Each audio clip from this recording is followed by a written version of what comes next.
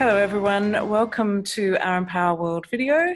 I'm so pleased to introduce Sharon Hudson from Talent Tools from Australia. And we are so delighted because Sharon is going to be joining us here in Doha to support us with some training around becoming an accredited extended DISC facilitator. So we're absolutely delighted to bring her on board because I personally am accredited in extended DISC and I found it so incredibly invaluable as a tool to use with my coaching practice in terms of it helps to get to the heart of the matter. But I'm not going to go into too much detail because I know, Sharon, you'll be able to tell us so much more about this amazing tool. And Marie is also joining us, so I know that it's going to be fantastic. It's on the 27th and the 28th of November in Doha at the Hilton Hotel.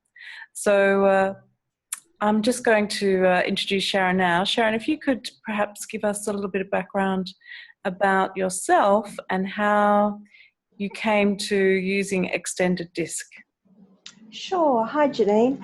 Right, so a bit of background about me. I'm actually a recovering academic and I've really been studying for so many years. It's probably got quite ridiculous when you get to the stage where your children are graduating before you do and they're still studying, they're finished studying and you're still going. You start to question what's happening. So what I've done in all that time with that study is mainly working around human resources. I started off doing a degree in management and was interested in the human resources side, so went down that track. And while I was studying there, I got very interested in the learning and development side of things. So I decided that I'd do a degree in adult vocational teaching. And when I was doing that, I got really interested in the management psychology as to, well, people have got the same education, the same knowledge. How is it that some really succeed and enjoy their work and others it's drudgery and they might start off all excited, but it wears off fairly soon. So I then started doing some studies in management psychology. And during all of that time, I've been working in the human resources field, in government, private industry, and also in the not-for-profit and doing consulting. I've taught at the tertiary level and really, I suppose, fit that description of a continuous learner. And one of the best things that I found in all the training that I was delivering, because I would always incorporate the profiling, because it gave you something tangible to work with rather than being sort of subjective and discussing what may be or might be, that profiling would actually give you some tangibles that you could discuss it and really get into the nitty-gritty of what's occurring. And during the training that I delivered, the profiles were really so popular and quite often in evaluations, it was the most valued part of the training was the sections that we would do using the profiling. And my participants were asking, well, how can we take this back and use it in our organisation? And of course, the thing is with the majority of them, well, you need to be accredited. So it just made logical sense that since really that was my passion, my participants seemed to share that going down the accreditation path was the way to go. So Talent Tools was invented, I suppose, and the first product that I looked for from the many that I was using was the DISC product, because it gives you that basic foundation. And I researched so many different ones, and you'd be really amazed at just how many there are out there. Have I got time to give you a little bit of background as to why that is so, why there are so many DISC programs in existence? Yes, I think it would be really useful for the people that are listening as to what extended DISC is in a nutshell and how you came to choose that particular model, so to speak. Right, okay. Most people don't realise that DISC itself is a theory. It's a theory of and a model of communication and model of growth, I suppose, and human capacity. And was actually, we could go back into a lot of history, but the more recent history is really around Jung in that particular area in the 1920s, and then Marston in America later on in around that same time. Now, Master was an interesting chap. He's famous for quite a few things. Putting the DISC and the four-quadrant model around Jung's work is one of them, but just as an offshoot, and probably explaining some of the reason why there's no actual intellectual property sort of domains on DISC, because of the style of gentleman that Marston was. I think he might have been a complete D style and very easily go off track to, invent something. Yeah, that's really cool. Glad I did that. What's next? Because in amongst the other things that he's invented and is famous for is the world's first lie detector, and also Wonder Woman. So it just gives an idea, the diversity, sort of, and the way that the guy's mind works. So there's no patents or any ownership listed on DISC as a theory, as a model. So anybody can pick up that theory, the model, and build their own tools around it. And some have DISC in their name and some don't. And there's many around there. Just to give you an example, Myers-Briggs is based on DISC. Herman brain dominance is based on DISC. Now, most people aren't aware that they think of DISC, they think of whatever they did that had DISC in its title, and they think that is DISC. But really, there is so much out there that has been built on the theory. And extensive studies, Extended DISC, which is one of the newer players, came into being around 1995 in its early testing stages. The benefit of being a later player in the game is they can learn from what's pre-existing, and that's certainly reflected in how they've put their model and the diamond and the profiles and the plotting all together with so much more depth and usability than previous, and even ones that have been developed since. And so Extended DISC it's a newer player in the market, but very, very well established. In fact, for the last 15 years, it's been the fastest growing assessment system in the world.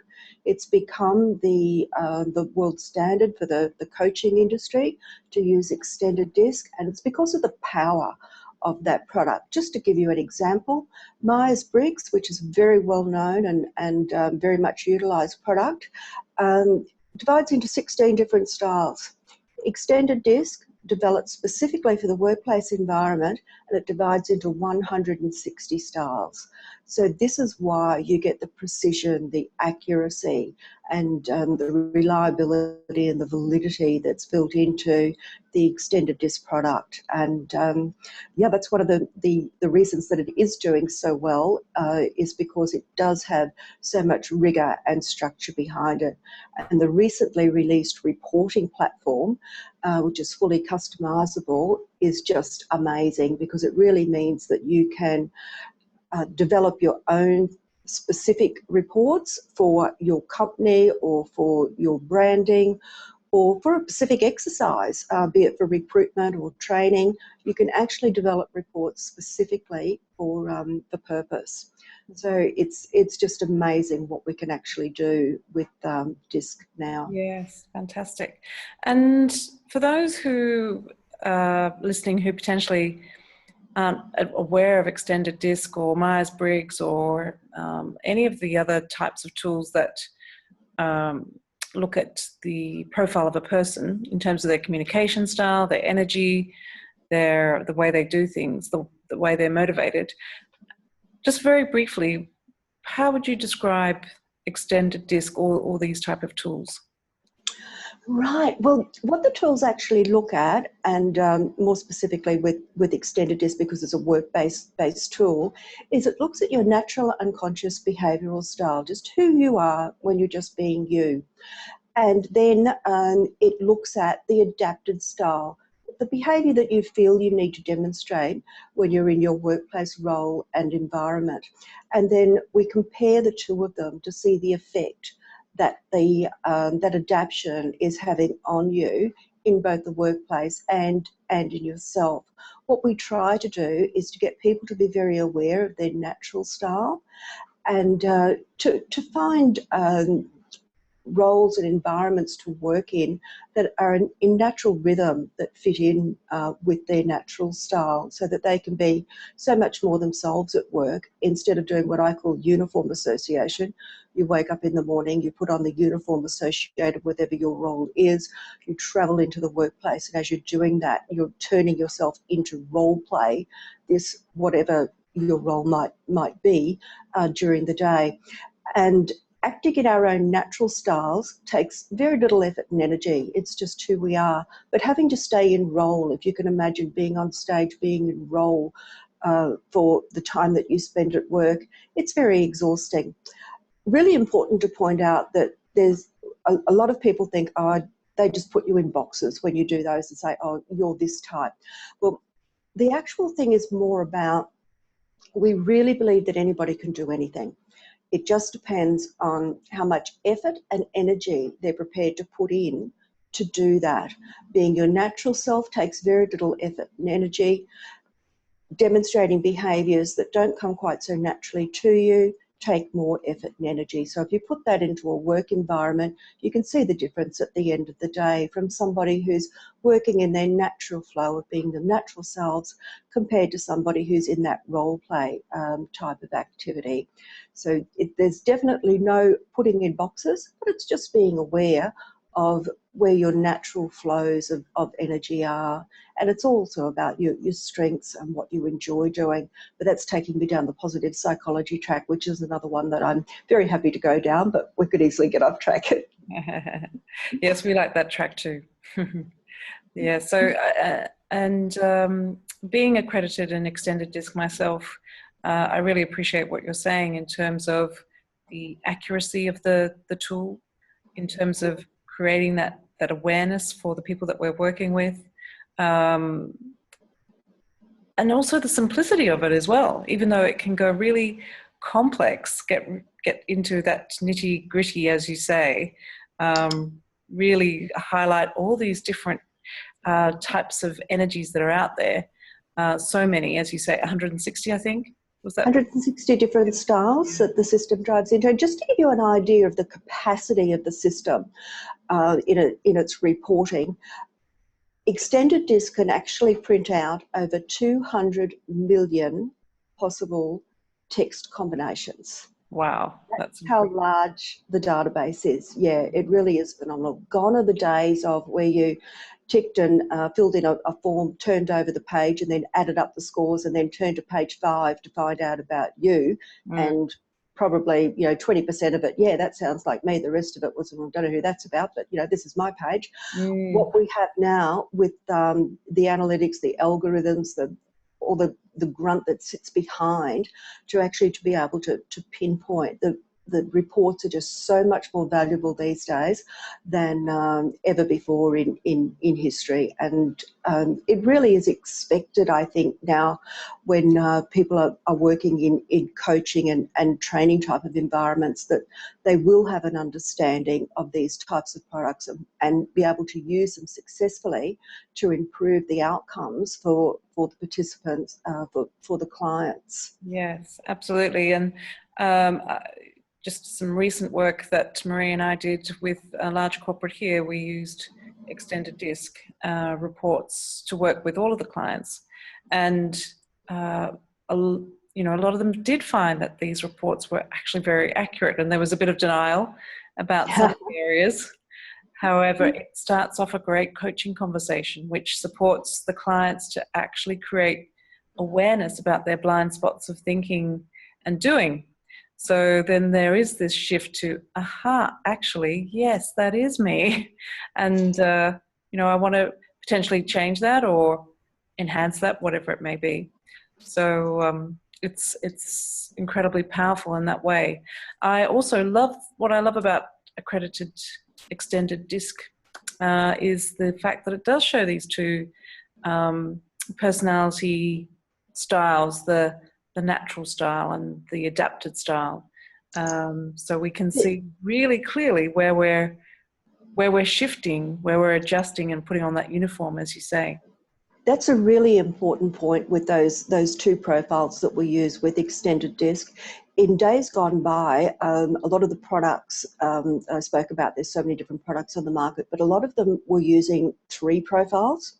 They would have one profile that was the person's natural style, there was the profile for their adapted style, and then there was an average profile, something down the middle, and that was actually what the reports were written about. And a lot of the ones that are around these days still use that same process. So what you're actually ending up there is something like an average you, somewhere in between normal you and work you, and the report's written on that.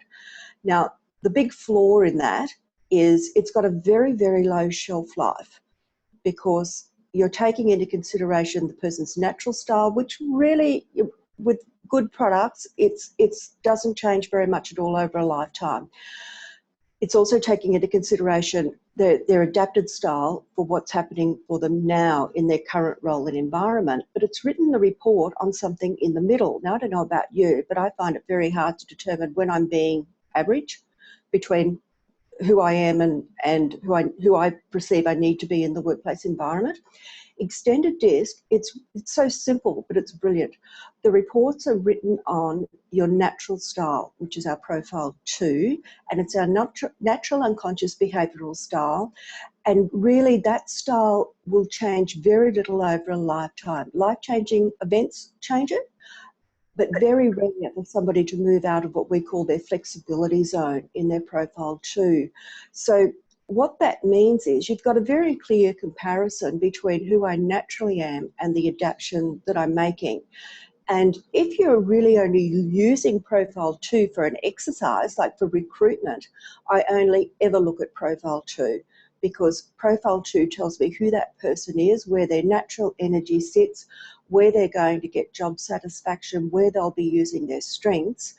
Whereas profile 1 is some sort of confusion probably about a mixture of their current role and what they expect the role that they're applying for is going to be. So it doesn't really have any relevance to the actual recruitment, because I want to recruit somebody against their natural style. So it wouldn't matter if it was an internal person that I had that had been working in the organisation for quite some time, and I was thinking, we've got a vacancy coming up at the next level, I wonder how they would go in that. I can quite easily go into the system and run through some competencies that are in that different, maybe it's a step up to supervision, see how their natural style would suit with that. Whereas if it's, so I'm only really using profile 2, so it doesn't matter if that report is actually 3, 4, 5 years old, because I'm only looking at profile 2. But if I've got somebody in the organisation who maybe they've been in the organisation months and they're just not showing the aptitude and enjoyment and the performance that I was expecting of them in that role, or maybe they've been in a role for a good period of time and they've been a reasonable performer, but recently their performance has gone downhill. If I get them to do the questionnaire again at that point in time, I can see what's actually happening for them now by looking at profile 1. And sometimes if you go back to have a look at maybe their profile from when they joined the organisation, you'll see a difference also in profile 1, that something in that role or the environment has changed that has caused that mismatch between our expectations and the performance that's actually been achieved. So there's so much that we can use to apply the extended DISC reports for, and it really is such a big shift to going to having the report based on their natural behavioural style and then comparing it to what's happening now in the adapted style, instead of this older simple DISC where we went, well, these two added together, divide them by 2, we'll print this report. And I suppose that's really an indication of one of the biggest shifts that has come about with the introduction of extended DISC into the market, let alone the adding into that it's dividing into 160 different styles and the precision of the instrument itself. Yes, fantastic. So as we're getting close to the end of our interview together, and or our interview meeting, whatever it may be, um, who actually, for what purpose should people come along to this workshop? What would be your message?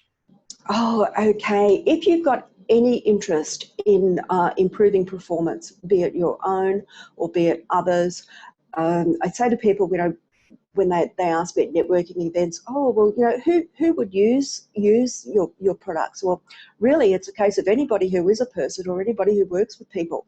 This can benefit from finding out more about human behaviour and how to identify the different styles and to make those adaptations to work with the styles.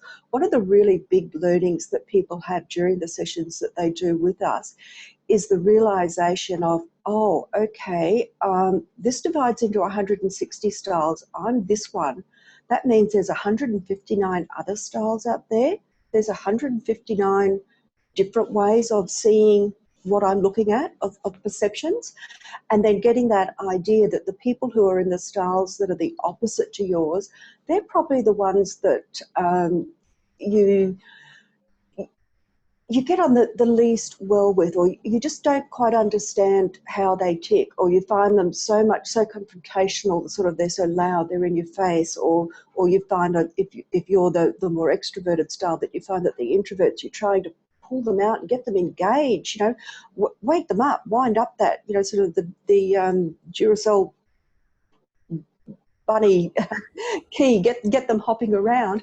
But it's just because they have different ways of processing information. They have different ways of interacting, and to get that understanding that other people operate differently. And then the next sort of clue that comes in is, well, maybe if I want to get a different response from those people, maybe I need to interact with them differently. If I change my approach, maybe they'll change their response. And it's getting the knowledge to know what adaptation to make and how to do that.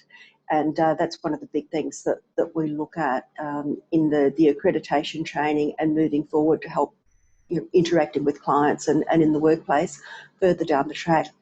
Yeah, fantastic. And who should come along? Who should join us? Oh, well, anybody who is in a supervisory position, a leadership position, particularly anybody who does coaching, training, anyone who's trying to improve performance in the workplace in any way, or even people who are doing live coaching to understand, because we do have people that use our pair analysis to work with couples and work out the issues. Anybody who's trying to deal with conflict, really anybody who is in the business of improving performance and improving lives and just working better with people, be they customers, clients, associates, colleagues. Yes, fantastic. And this is all, everything that you've just said, Sharon, is how I've been utilising extended DISC, and it just creates that awareness, that conscious awareness of, where we're coming from and how we do have these different strengths and these areas that are not so strong for us, and that each of these energies have a purpose in the world. They're without all of these energies in the world, then potentially we don't expand, we don't evolve, we don't continue to live as quickly as we do.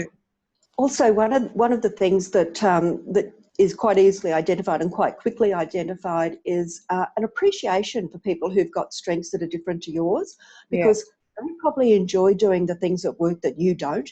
And if they weren't there bringing those strengths and interests and whatever behavioural style they had into the workplace, even though you might find them a little bit more sort of difficult to get on with, if they weren't there doing that, you'd have to do it.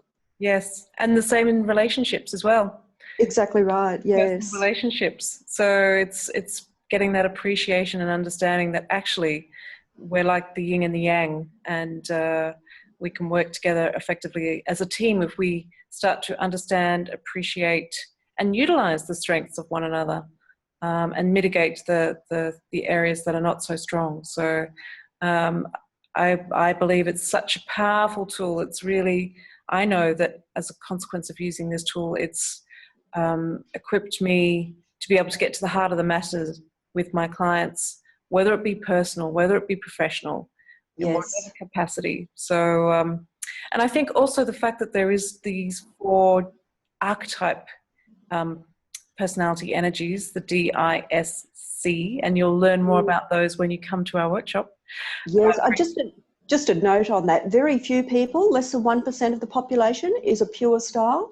So we use the pure styles to get that understanding of the different styles, but we also learn how they blend, because the majority of people are a mixture of 2 or 3 styles.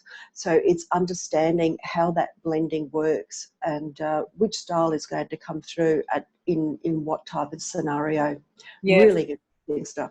Yes, exactly. And I think having an appreciation of the 4 archetype styles really supports us to be able to start to identify what different energies are going on within someone or people, so that we can start to adjust our style, so that we can be flexible in our approach. So I think it's very powerful, even though we may not get it right, but at least we're sort of getting a sense of what someone else's energies might be, so that we can Yes. start to create that trust and rapport. Mm. Thank you so much, Sharon, for your time today. And we are really looking forward to seeing you on the 27th and 28th of November in Doha.